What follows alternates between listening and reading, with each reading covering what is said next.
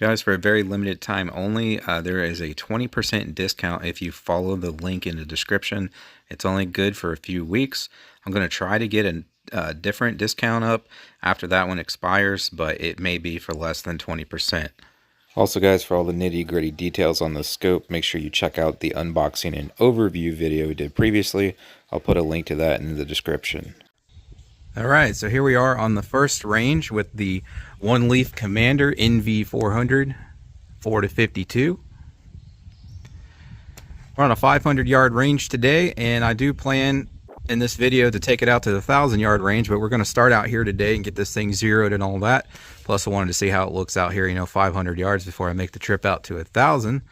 So I'll get a target out there, we'll get this thing zeroed, and we'll take some further range shots.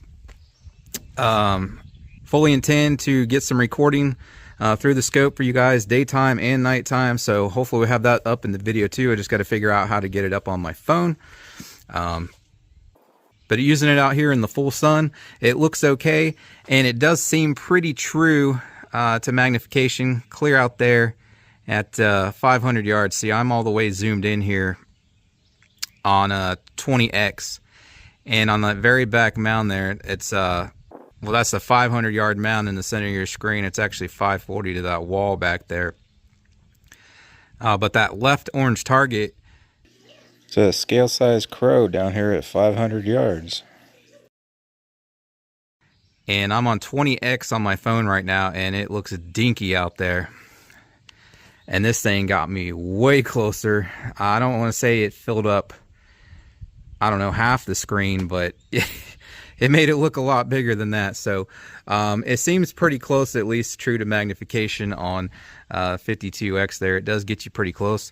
And I was able to get a pretty decently clear image out there. You know, with this being digital and being a TV screen, it's not going to be as crystal clear as a traditional scope. But it is clear enough for me to make shots out there on that target. Pretty crisp. It's just like, you know, the pixelation and the colors off a little bit, which you can adjust the colors on this, and I might do that eventually as well. You can adjust the brightness and the contrast and the saturation and stuff like that. So if I fine-tuned it, I could probably get an even better image. But what I'm speaking of right now is just the factory presets. So keep that in mind for this entire video. You can probably enhance the image slightly. What's nice, I noticed I got it focused out there at 500 yards, and then I bring it back here to 100 and it's still in focus, so that's pretty nice. So hopefully I can get some footage up for you guys, broad daylight here and nighttime as well through the scope, so you can see what I'm talking about. But yeah, let's get this thing zeroed and start shooting her. And I think I'm just going to start out here. Somebody was nice enough to leave some clays behind, so we're going to start out on these clays just to get it close at 50, and then I'll move down to my paper target there at 100. We'll start out on the second one from the left, so not the leftmost one, but the one right next to it on the right, because that gives me a little more room for error, assuming that we're going to miss, which of course we are, because I need to zero the scope, but we'll start there. So here's through the scope, and it does not look like it does while you're looking through the scope. For some reason, it changes the size of the reticle on camera here.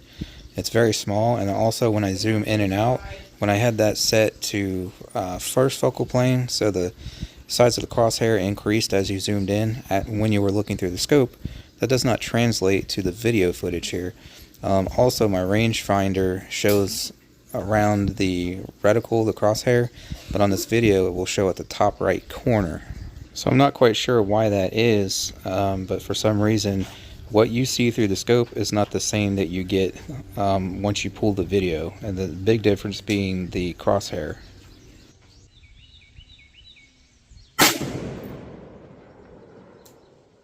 Alright, it looks pretty well lined up, but don't read too much into it because I'm shooting at an angle compared to the way the camera's facing it, so it might not actually be that lined up. But it looks pretty close, but obviously we're a good 8-10 inches low there, so I actually am going to rudimentarily use the one-shot zero here at 50, because that's honestly actually about the only way you can zero this thing that I'm aware of, because there's no, you know, windage or elevation clicks, so you pretty much just got to zero, and then if you want to shoot further, you know, you either use the reticles for the holdover, or you use the the ballistic software on it. So let me go ahead and try to, again, it'll be crude because the angle and not knowing exactly where it hit and the distance and all that, but I'm going to use that 1-shot-0 on this, and then we'll go out to the 100-yard target and finalize it with the 1-shot-0. Alright, I used the doohickey to do the thing. It was pretty easy. It only took me about 30 seconds, and that was my first time doing it. So again, it was rudimentary. So as long as we get a shot on paper down here, I should be able to get it way closer with that 1-shot-0 capability. So go ahead and take a shot down here at 100 yards now, and should be on paper. For some reason, I didn't record this shot through the scope, but I will have more scope cam footage for you guys coming up. And I was trying to record the settings menu to show you what it looked like and how to do everything, but it will not allow you to record that. You can only record while shooting.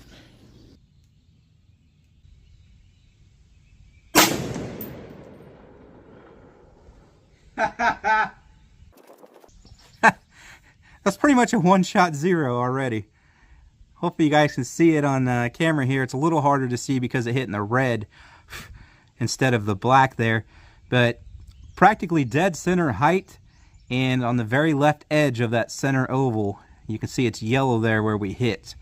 So I'm going to go ahead and shoot a little three-shot group here then while I'm at it, before I adjust for you know, right now it looks like it needs to go slightly right, but I want to print a group first. And I also need to print a group to see how much it likes this ammo, to see whether or not we can actually try to reach out 1,000 yards. Just want to elaborate on this a little, which I'll cover in a little bit. Basically, I was having trouble shooting off the bag, but the next 3 shots pretty much all hit the same freaking hole. We had 3 shots touching on the next 3 shots, but they're in a different location than where that first shot just went. And then the next group after this is just horrendous, but then I'll get on what I was talking about with the bag messing me up, and then I print another tight group.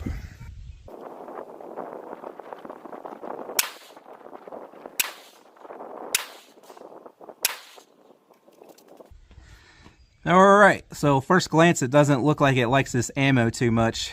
That's about a 3.5-inch group at 100 yards. That's including the very first shot. The last 3 printed about a 1-inch group down there. I'm going to try to choke up on the rifle a little better. I am having some movement down there. Not my rifle, so I'm not used to it. That's usually not too much of a problem though, but... Which reminds me, big thanks to John at Boomstick 22LR for loaning the rifle so that we could do this review today. We'll go ahead and shoot at that bottom red dot now. Try to see if we can improve that group some. So a lot of that might have been me, but we'll find out on the second group. I'm going to make sure I get good trigger releases and holding that rifle nice and steady. As I said, this next group was pretty horrible, and again, I think I was just having difficulty shooting off the bag. I'll explain why in a second.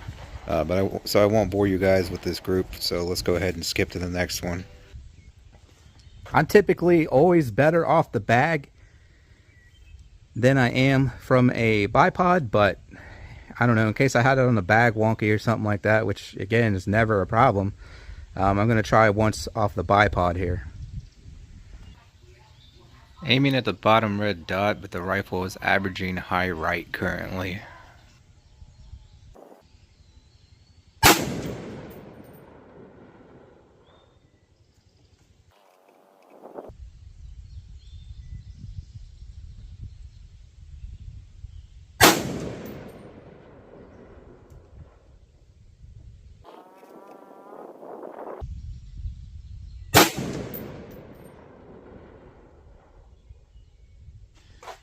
All right, whoa, that's what I'm talking about. That is much, much better. Looks like we're looking at about a 1-inch or less group down there at 100 yards. So I guess putting it on that bag was screwing me up, but with that bipod, even with it folded forward, I kind of had the bag like wedged in between here and there. So I don't know, it must have been putting some weird torque on it or causing me to pull the shot every time. And again, I'm not the greatest off a bipod, so the fact that I printed a 1-inch group down there at worst speaks for the accuracy there. Not only the rifle, but this cheap ammo. People like to talk crap about this stuff, but I use it a lot. I've not used too many of their rifle rounds, so this is definitely adding to that list. I've used a lot of their pistol stuff, But this is what we're shooting here. Freedom Munitions, 150 grain FMJ. So those first shots was just me slinging them off the bag for some reason. So contrary to what I just said, the group wasn't quite as tight as I thought it was down here. Still pretty good though, especially considering I'm not that great off a bipod. I thought it hit one of the first two holes twice, and it actually hit this other hole up to the high right there. There was already an existing hole. I hit that hole again. So our group's about an 1.5 to 1.75 inches from left to right. So still not bad down here at 100 yards. And a word on that one-shot zero capability there. That's only going to work if your rifle is, you know, MOA or sub-MOA, because otherwise, if you got a group this big down here and you only take one shot and it hits over here, and then you zero for that spot, unless your rifle tight pattern's real tight like that, you know, your one-shot zero is going to be way off. So that's another reason I wanted to print a group down there, not only because I wanted to see how accurate this rifle was going to be for me today, to let me know how far I can reach out with it. But if I had a larger than 1 inch group, you know, I'm going to need the center of the group to use that one-shot zero in the center of the group. But since we got practically 3 touching down there, I'm good to go. So anyways, I'll use that one-shot zero thing now, put it in the center of my little group down there that we just shot, and go ahead and reach out 300 yards for starters here, and we'll go further. Again, provided that the accuracy is there, but like I just shown, I believe that was the issue the whole time. Shooting off the bag for some reason today was causing me an issue with that particular rifle. So anyways, let's reach out here 300 after I do that one-shot zero thing. So this is not re-zeroing for this distance, nor is it using the ballistics calculator or ballistics software in the scope. This is just simply aiming higher and guessing for my holdover here. Plus we're dealing with a little bit of wind.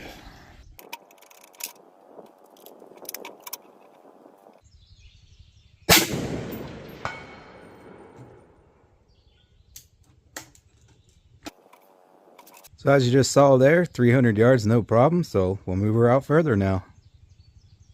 All right, let's see if we can get her to 500 yards back there.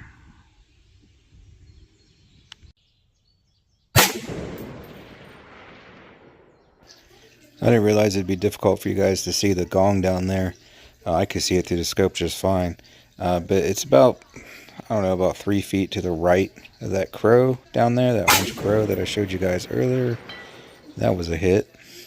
So the first shot went low right, but that one there was obviously a hit. So the first shot was just a wild guess, and then every shot thereafter is calculated. Which again, you don't have to guess wildly. You can re-zero for this range, or you can take advantage of the ballistics calculator on the scope. You have 7 different ballistic charts you can enter and use to where it'll show you exactly where to aim.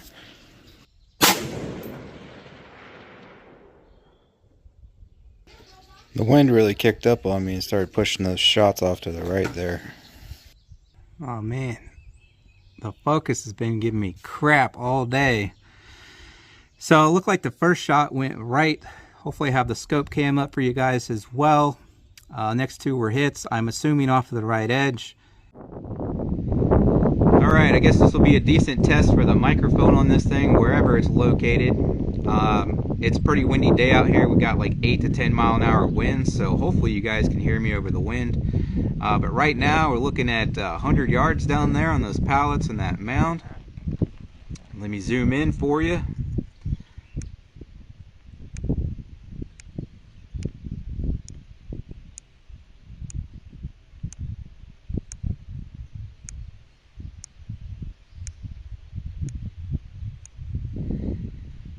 Alright, that's full power, so as you can see, they get you pretty freaking close.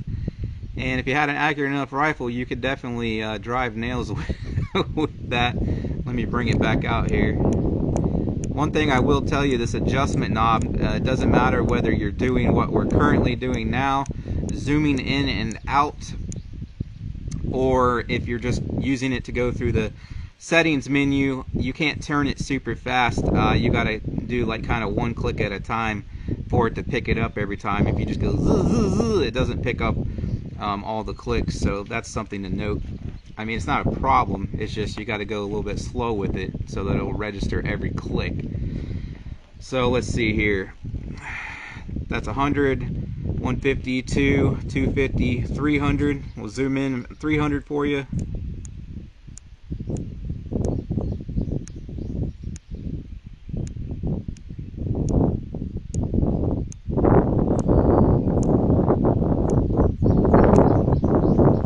That's maximum power at 300 yards, which is, yeah, we're real freaking close down there.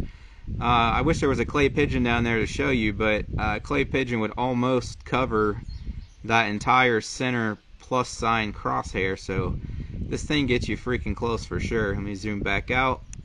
Again, as I stated earlier, the crosshair looks much larger to me than what it translates to in this video footage for some reason. That's 400, and clear to the back here is 540 yards. And yeah, I think that's a headshot target there.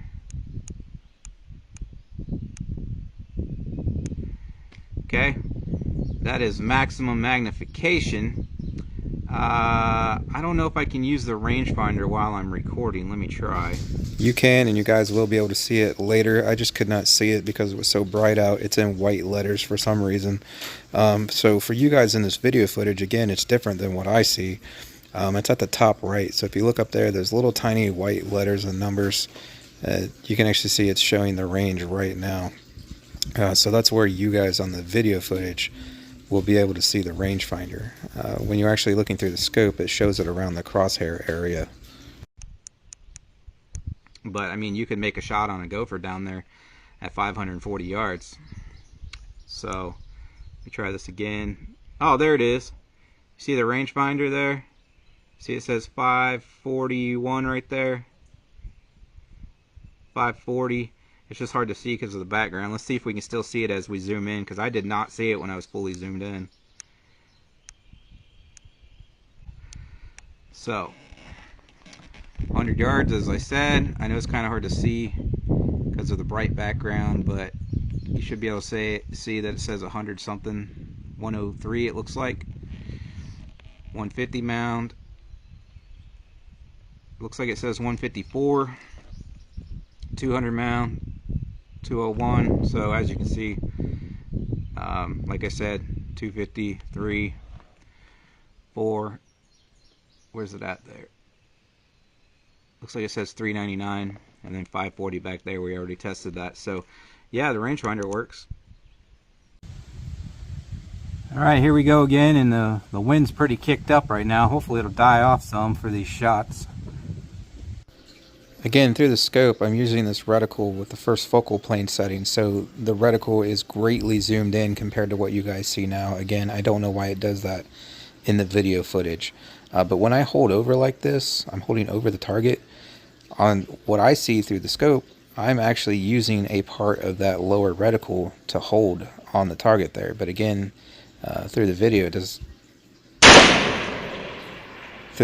does not translate that for some reason. It just gives you this little tiny reticle, whereas through the scope set on first focal plane, I see a large reticle to where I can actually use those holdover marks.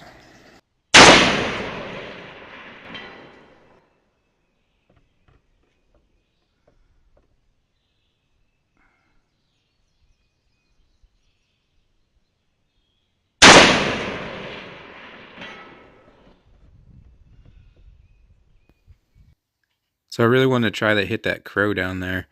To be fully transparent, it took me 3 shots. The first shot went just over its back, second shot just in front of its chest or belly, and then I got it on the third shot. So I'm just going to show you guys the third shot here.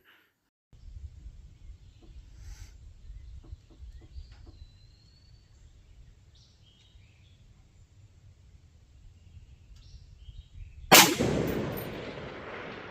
I get him? I got him! Well, I got one more in here. Let's hit that plate.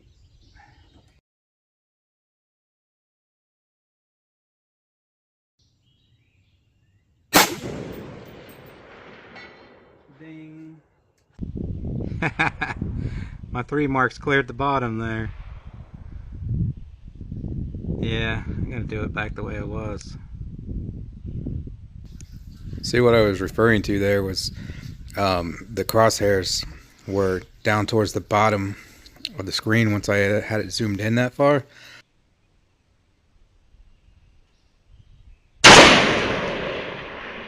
Did I get him? So I couldn't really use the holdover mark I needed to. It was clear at the bottom of the screen. Because, like I said, through the scope it looks a lot different than what you guys see here. For some reason it changes it after you upload it off the scope. But zoomed in as far as I was, at least with the reticle I was using, and on the first focal plane setting, so that the reticle got larger and larger the more and more I zoomed in, I could no longer see the, I don't know, bottom half of that reticle. So the holdover mark that I needed to use out here zoomed in that far, which I first started out at. It was at the very bottom, so I could barely see it in the scope, which is why you can see I was holding the scope too high where you could barely see the crow.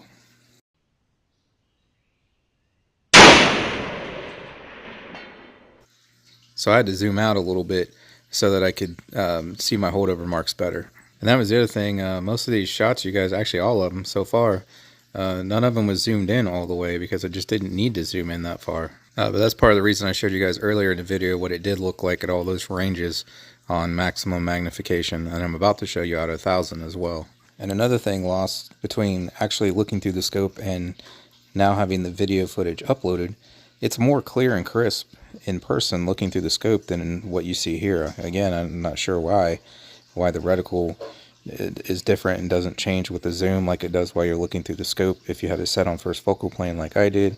And also the clarity is not as good on this uploaded imagery that you're watching right now. So rest assured it actually looks better than this while you're actually looking through it.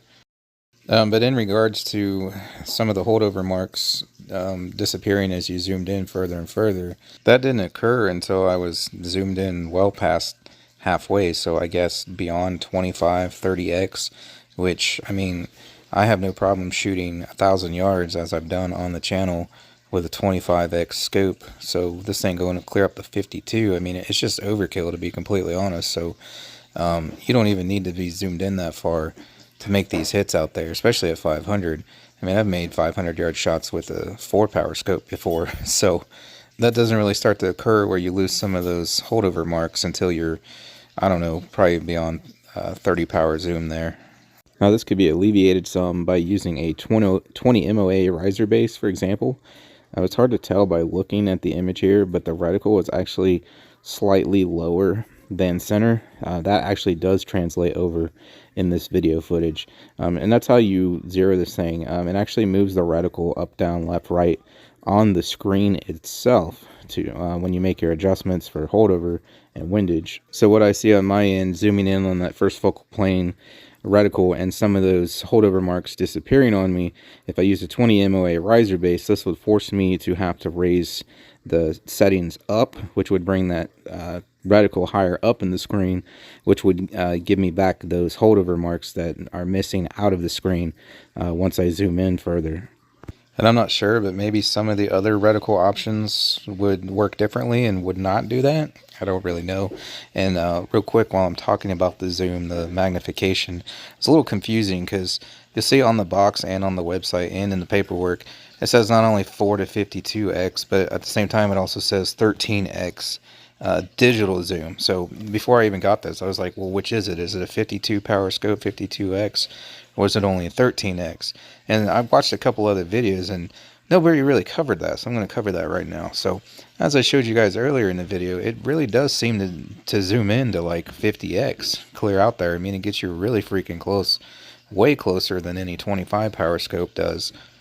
But basically what they mean by 13x digital zoom, as you could see, every time I'd zoom in, you click it once and then it would kind of like jolt forward. You click it again, it would jolt forward more. Basically there's 13 different settings, basically 13 different clicks from all the way zoomed out to all the way zoomed in. So all the way zoomed out would be 4x, all the way zoomed in is 52x.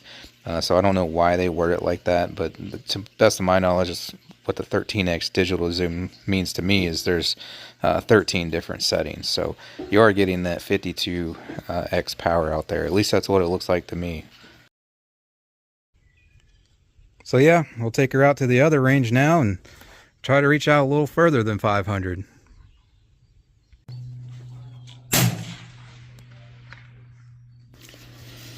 All right, your first mound there is 200, and then 300, and then 400, and then 500, and then that big dark mound going from left to right there is 600 yards.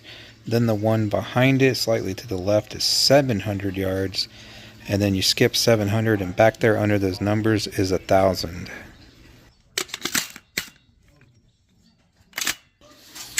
So there was no 800 or 900 mound. It just goes from 7 to 1,000. And I know it may not look like it's really any further, but it's just the lay of the land, how that hill gets steeper and steeper there. But that's another full 300 yards past that 700 mound that's all green there to the back of there at 1,000. Now here's what it looks like through the scope. So there's 200, 3, 4, 5, 6, 7, and 1,000. And then over here, up here on this hill, this is a mile away. Now I'm not zoomed in very much. I'll show that here in a little bit. But right now I'm testing the rangefinder. And again, to you guys, it's going to be on the top right hand corner of the screen. I'll zoom in on it for you. But I was having an issue. I could not get it to register anything past the 500 yard mound. Now out at the previous range, clear to the back was 541, and it picked that up. And it'll pick up the 500 yard mound out here. But for some reason, once I got to the 600, it was no go from 600 out. It would not give me a read. Now there's a way you can adjust and align that rangefinder, so I did not mess with it at all. I'm assuming that's what I needed to do. But anyways, as it came out of the box, it would not register beyond 541 for me. Now here I'm going to zoom in on the different ranges for you, and again it kind of looks crappy once I start getting zoomed in, but it does not look crappy like that through the scope.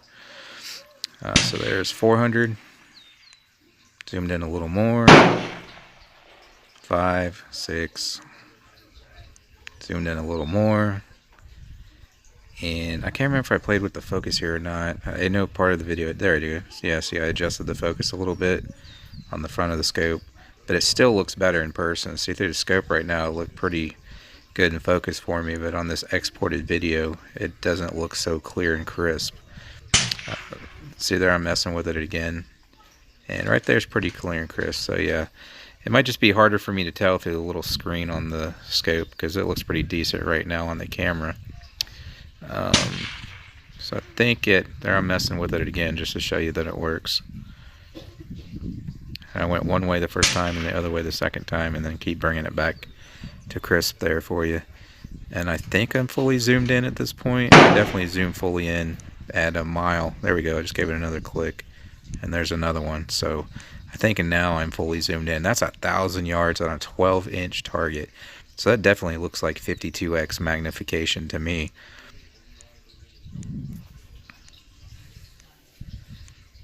Now I'm just zooming all the way back out, and then I'm going to go up to a mile for you guys and zoom all the way in.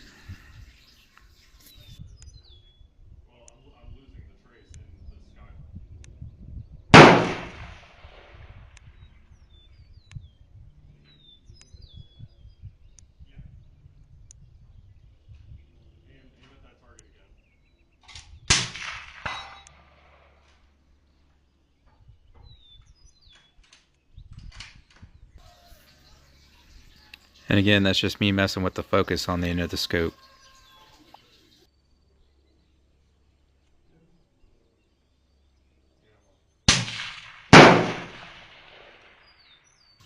So since we were hitting 500 no problem at the last range, I went ahead and started out at the 600 yard mound.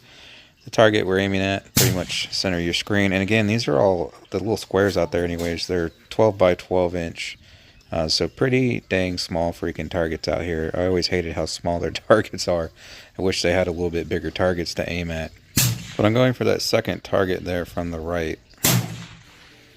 And again, I'm just using holdover. I'm not utilizing the ballistics calculator in the scope so that it shows me where to aim or anything like that. I'm just guessing high above the target. And unfortunately the camera spins on my first shot here, but I got very close to it. I hit high right, if I remember, but I do capture the second and further shots on camera here.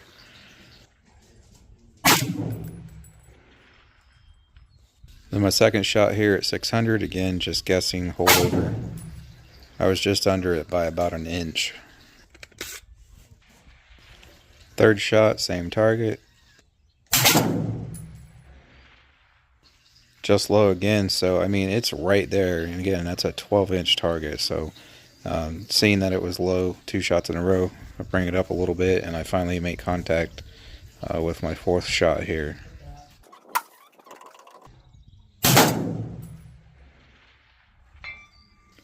So if I had this thing dialed in 100% and or had the ballistic trajectory calculator thing in it set up correctly, then you know it's likely I would have hit this on the first shot without missing any, but I'm just winging them out here.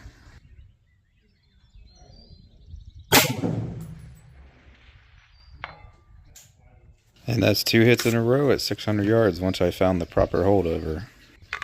And on a much smaller target than what we were just shooting at the other range.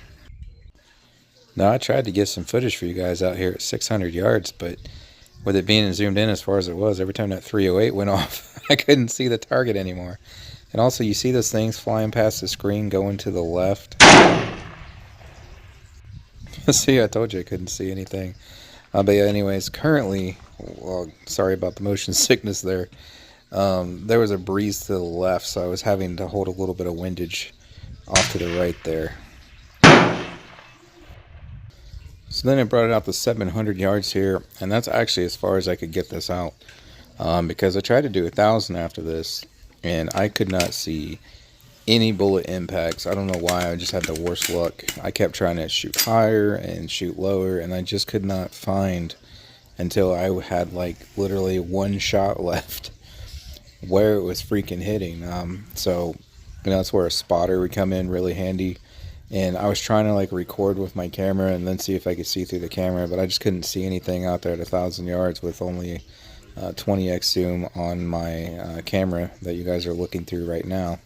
And it gets kind of crappy and pixelated at 20x. But yeah, I shot an entire box of ammo out there at 1,000, trying to see where it was and where I needed to, you know, hold over. And I tried like re-zeroing it for 1,000. I couldn't do that because I couldn't see where any of the freaking impacts were going. So anyways, we only managed to get out to 700 yards in this video. But if I had more time with it and could actually get it dialed in, I could definitely make 1,000-yard shots out here with this thing, no problem. And the shots you're seeing and hearing so far, by the way, are not mine. We are going for that half-scale silhouette there on that 700-yard mound, which, by the way, it's a half-scale silhouette, so it's still only about 12 inches wide. It's just a little taller up and down. Now, as I mentioned earlier, if you try to zero this for a further range, it brings the reticle lower and lower on the screen. So that causes a slight problem of when you're using a first focal plane reticle like I was. As you zoom in, the reticle grows larger and larger, and so you start losing those holdover marks. As I mentioned earlier, you could alleviate this / correct this by utilizing a 20 MOA riser base. Without getting into the geometry of it and whatnot, that would basically force the reticle higher up on the screen for shooting the exact same distance. So that would give me my range of adjustment there back and give me my holdover marks back while being zoomed in rather far. So the manners in which you can use this thing to shoot far out here like I'm doing, you know, you can zero it at 100 or 200 yards like I did, and then use the holdover marks if you know how far you have to hold over to get your impacts there, which is what I was doing this day. Or you can use the ballistics calculator on the thing, and it'll give you that little green circle and show you exactly where to aim, exactly where that bullet's going to go, and you can use that to just highlight that over your target, provided that you have your load data and, you know, your elevation and stuff like that. You get it entered in there, and it's going to show you where the impact's supposed to be. You could re-zero for, say, 700 yards, but you're going to have to take a shot first and see where that shot actually hits to use that one-shot zero method. which obviously you're not going to do that if you're actually using it out in the field for hunting. It's fine for target work like this, but not for a hunting situation. So in the hunting situation, you would have to either know your holdover or have the load data correctly entered in the scope for the ballistics calculator to show you where to aim. But you could technically use this like a more traditional scope, where if you want to, say you're zeroed at 100 and you want to re-zero for a 700-yard shot, you got to know your dope and know how many clicks to give it to re-zero the scope for the range you're shooting. You could technically do that with this scope. It's just going to be a little more entailed than with a regular scope. So the way you would do that, you would actually use the re-zero, or excuse me, the one-shot zero capability of the scope, but you're going to have to know how much each click while doing that actually moves your point of impact. So you'd have to do a little work at, say, 100 yards, for example, take a few shots, then go into that one-shot zero mode, give it, say, 8 clicks, and then see how much it moves your point of impact, and then based off of that, you'll be able to mathematically compute how much each one of those clicks are in terms of value relation, you know, MOA or MRAD or anything like that. So once you know how much each one of those clicks actually moves your point of impact, you could then actually calculate to use it in such a way.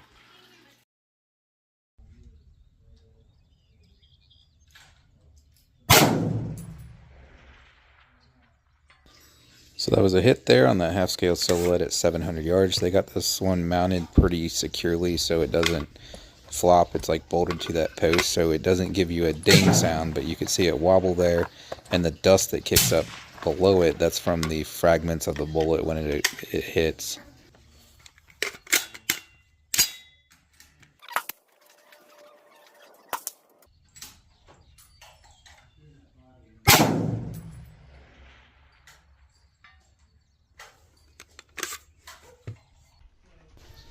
Again, I am aiming clear up here this high to hit this thing with a 200 yard zero roughly. But through the scope, the reticle is much larger in appearance, so I was actually able to use holdover marks to make that shot. Whereas once the footage is exported here, for some reason, it just leaves a little tiny reticle there on the screen. So overall, my experience shooting with this thing is pretty positive. Decently clear, crisp images, true to magnification as I showed in this video. You know, it gets you really close, and I can usually get a pretty decent focus on the image, even clear out to a thousand, even clear out to a mile there, as shown in the video. And you know, it got me out there 700 yards, no problem. Like I said, if I had more time, more ammo, or had it dialed in better, or perhaps if I even utilized the ballistics calculator software in it, I might have got this 1,000-yard shots done today. But like I said, worst case scenario, I would just throw a 20 MOA riser base on there to get it done. But it could certainly do it. But this is a night vision scope, so I'm going to show you guys what it can do at night, and you're definitely not going to want to miss that. So that's coming up next in a couple of days after this video post here. In the meantime, again, as of the time of this posting, if you use my link, there is a 20% discount going right now, and that's only good for a few weeks. And once that expires, I'm going to try to get another one up, but it'll probably be for less than 20% after that. So if you're looking into one of these, you really want to jump on it now before that 20% is gone. So link in the description for that. But yeah, coming up real short here, next day or two after this one posts, I'll have the night vision footage for you guys coming up. And like I said, you're not going to want to miss that. It exceeded my expectation, and we caught a lot of animals on camera in the night too. So turned out to be a pretty good video because all the animals decided they wanted to come visit. Or maybe they've always been there in the darkness, stalking me, plotting their revenge. Anyways, thanks for watching, and I hope to see you guys on the next installment.